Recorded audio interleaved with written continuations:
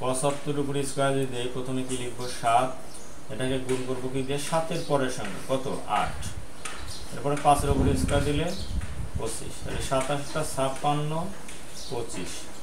এটাই আমাদের রেজাল্ট। এটাকে আমরা একটু ক্রস চেক দিয়ে দেখি 75 ইন্টু 75, 5 5 25 এর 5, সাথে থাকবে কত 2, 5 7 35 আর 2 37, 5 7 35 এর 5, 7 7 49 50 51 52, 5 বসাইলাম এখানে, 7 5 12 2, আমাদের কত 1, 1 আর 3 1 আর 2 3, 3 3 6, আর এখানে থাকলো কি 5, তাহলে 56 25, এখানেও আমাদের 56 25। ওকে, আমরা এরপরে যেটা করবো 85, তার উপরে স্কয়ার দিলে 8, 8কে আমরা প্রথমে কি করব 8 এর পরের সংখ্যা দিয়ে গুণ করব, 8 এর পরের সংখ্যা কত 9, তারপরে 5 এর উপরে স্কয়ার দিলে কত 25, তাহলে কত 8 9 72 25। তাহলে আমরা যদি এটা একটু গুণ দিয়ে দেখি যে আমাদের আসলে 72 25 হয় কিনা, তাহলে আমরা কিভাবে দেবো, তাহলে 5 5 এর 25 এর 5, 5 8 40 41 42, আচ্ছা তারপরে কি 5 8 40, 8 8 64 আর 4 68, তাহলে 5 2 8 4 12 2,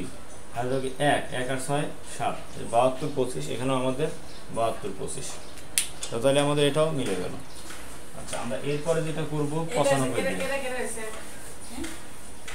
ওকেই, তারপরে 95 ইন্টু তারপরে, আচ্ছা তাহলে কি প্রথমে 9 লিখবো, তারপরে 9 এর পরে কত 10, তারপরে 5 5 এ 25, এখানে দুটো গুণ করব, তাহলে কি 9 10 এ 90 আর হলো 25 আগের মতোই, তো এটাতেই আমাদের বর্গ হয়ে গেল। এখন আমরা একটু গুণ করে দেখবো যে আসলে হয় কিনা, 95